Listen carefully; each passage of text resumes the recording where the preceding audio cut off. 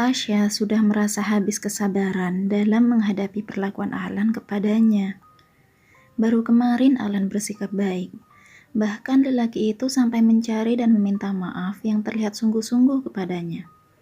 Meluluhkan dan mengobati hati Tasya yang terluka.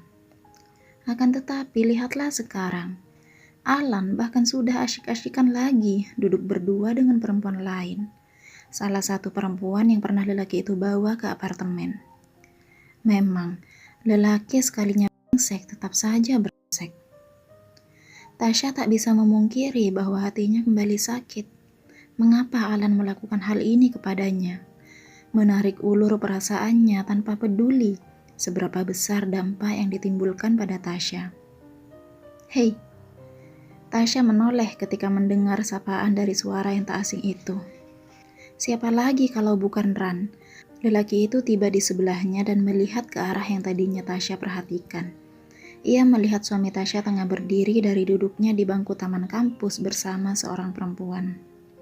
Itu kan... Ran menggantung ucapannya untuk melihat ke arah Tasya yang tengah berwajah muram. Kamu gak apa-apa, Rin? Tasya menghela napas lantas mengangguk. Udah yuk, pergi dari sini. Keduanya berjalan beriringan menuju kelas yang akan segera dimulai. Rin, maaf kemarin aku bikin kamu dan suami kamu bertengkar. Ucap Ran tak enak hati. Aku bahkan baru tahu kalau kamu sudah menikah. Ya, Tasya memang tidak memberitahu siapapun rakyat kampus perihal statusnya. Ran yang tak lain adalah teman karibnya pun tak tahu. Tapi Tasya bukan ingin merahasiakannya dari Ran atau orang lain. Ia hanya merasa tak ada kepentingan memberitahu siapapun tentang statusnya dan Alan. Menjawab permintaan maaf Ran, Tasya hanya mengangguk. Aku khawatir dan mengejar kamu kemarin, tapi terlambat. Suami kamu kayaknya khawatir juga. Dia terlihat panik waktu itu. Kak Alan. Dia panik? Tanya Tasya tak yakin. Ran mengangguk. Iya, kemarin dia datang ke rumahku nanyain kamu. Wah, Tasya tak percaya kalau Alan sudah mencarinya sejauh itu. Sampai ke rumah Ran pula.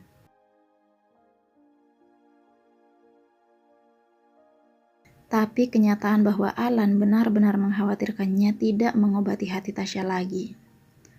Perempuan tadi itu siapa? Gak tahu. Ketus Tasya menjawab pertanyaan itu.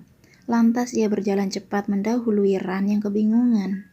Tumben gadis itu ketus kepadanya. Kenapa?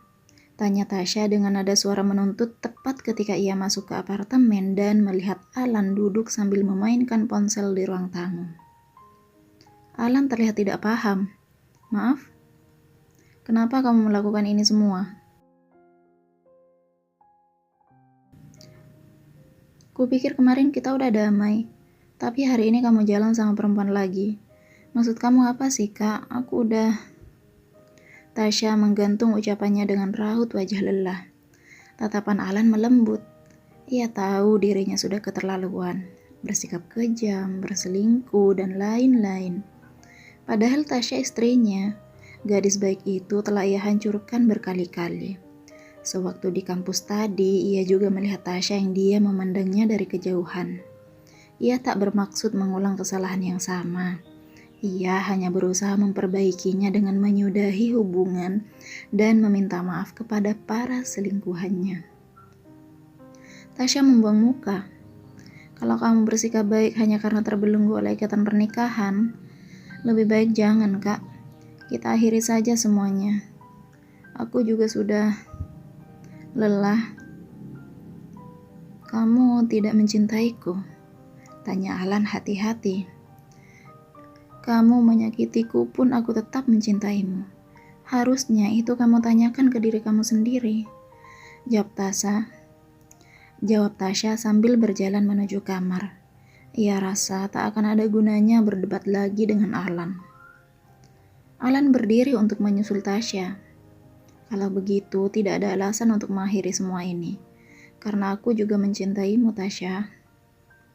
Bohong, sentak Tasya tanpa ditahan. Napasnya kembali tersengal dengan matanya yang mulai memerah. Kamu bohong. Aku positif narkoba. Kalau kamu ingin tahu, Mama meninggal karena papa selingkuh dengan perempuan itu.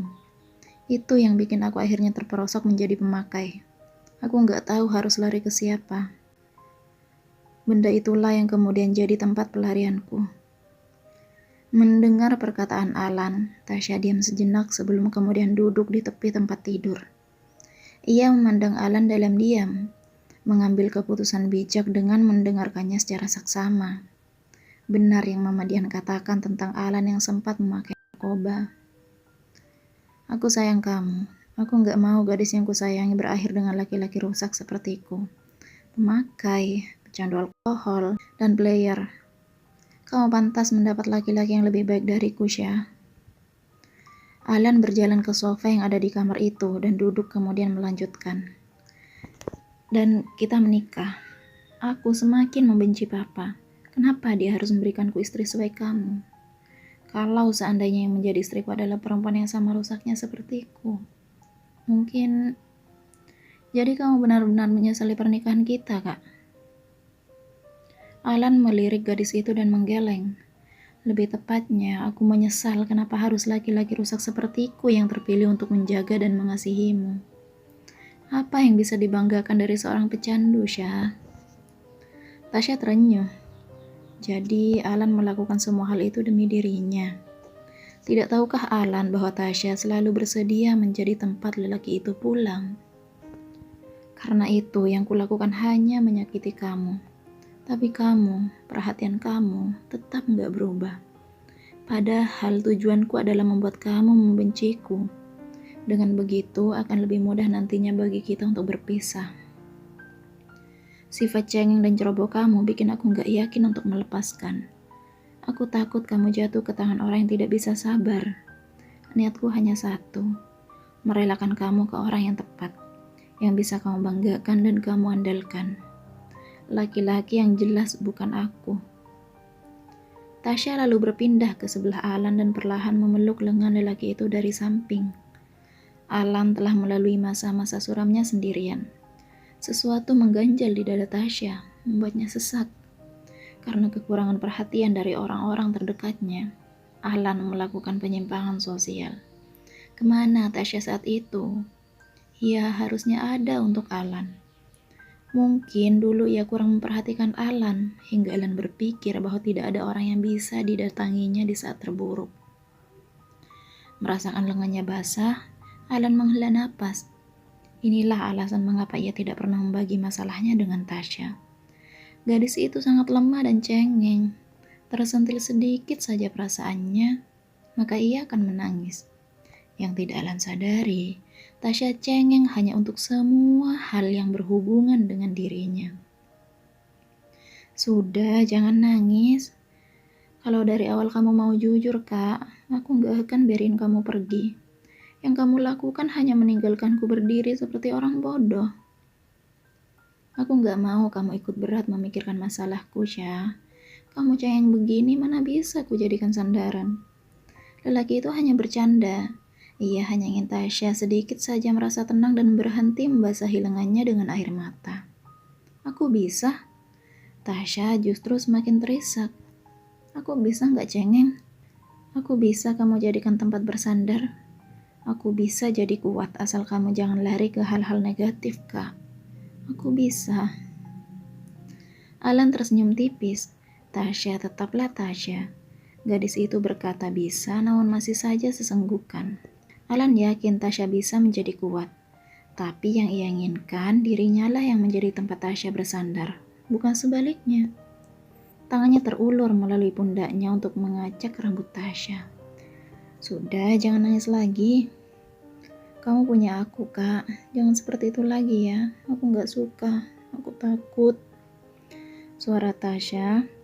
Suara gadis itu teredam karena menenggelamkan wajah di pundak Alan. Syah, kamu yakin akan terus bersamaku? Meski tidak lagi memakai, aku ini seorang alkoholik. Punya banyak orang yang tidak menyukaiku dan aku yakin. Memang gak mudah ninggalin kebiasaan itu. Tapi aku akan sabar untuk kamu. Semalaman aku berpikir, bisakah aku melepaskan kamu? Namun jawaban yang kudapatkan sepanjang malam itu pula hanya satu, aku tidak bisa. Makanya tadi aku bergegas memutuskan semua hubungan dan meminta maaf ke semua perempuan yang pernah aku permainkan. Maaf untuk kejahatanku selama ini ya, Syah. Semudah itu Alan meminta maaf setelah semua perlakuan buruknya. Aku sakit hati dalam jumlah yang tidak terhitung karena kelakuan kamu. Untuk itulah aku minta maaf. Semudah itu. Kamu mau aku bersujud ala sinetron? Menyebalkan. Dimaafkan kalau kamu bersedia memperbaiki diri. Bukan aku gak mau nerima kamu yang seperti ini, Kak. Aku cuma mau kamu jadi lebih baik lagi. Aku mengerti. Aku sayang ke Alan. Aku mencintaimu.